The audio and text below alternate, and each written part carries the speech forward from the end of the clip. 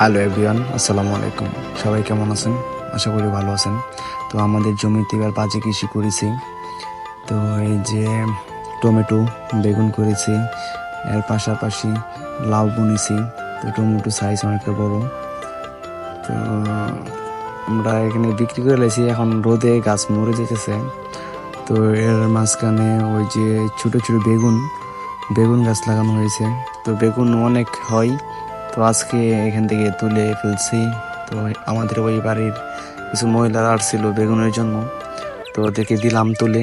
তো এই যে পুরো আপেল, ঠিক আছে, আপেলের মতন বড় বড় দেখা যায়। তো আর সামনে আমরা মরিচ ক্ষেত করেছি। তো মরিচ খেতে আবার মরিচ লাগানো কিন্তু অনেক কষ্ট, বাঁচতে হয়, পরিশ্রম করতে হয়, তারপরে মানে ফলন ফুলে।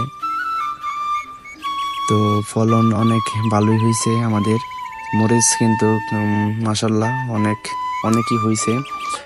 তো আরও হইলে বাট ওই টুনা জমিতে পানি দেওয়ার ভুল হয়েছিল, পানি দিতে পারি নাই। তো এই কারণে ফুলটি পড়ে গেছে। তো তারপর আলহামদুলিল্লাহ যেটি হয়েছে অনেক সুন্দর, বা দেখতেও সুন্দর দেখা যাচ্ছে, এবং মরিচও হচ্ছে আমাদের খেতে, অনেক মরিচ হয়েছে। তো দেখেন আমাদের, তো সকলেই সাথেই থাকেন। আর হেমুরে আমাদের শশা ক্ষেত লাগানো হয়েছে। তো এই যে শশা এখনো ধরে নাই। তো আজকে কিছুক্ষণ আগে পানি দিলাম এবং সার দিয়েছি শশা ক্ষেতে।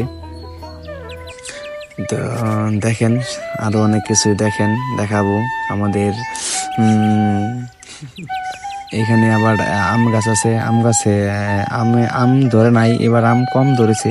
এই আম গাছে আম ধরতো প্রচন্ড, অনেক অনেক বেশি, আর এত মিষ্টি এই গাছের আম ছিল।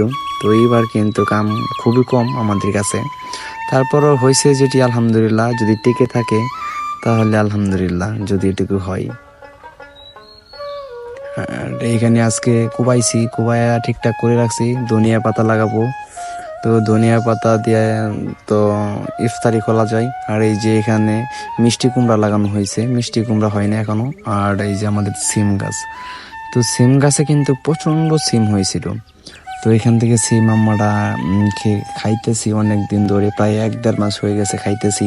তো আবার বিক্রি করা হয়েছে আমাদের এখান থেকে সিম, প্রচন্ড সিম বিক্রি করা হয়েছে। আর এখন আলহামদুলিল্লাহ অনেক সিম রয়েছে গাছের মধ্যে, বাড়তি হইতেছে। তো এখানে বাড়তি করবো আমরা।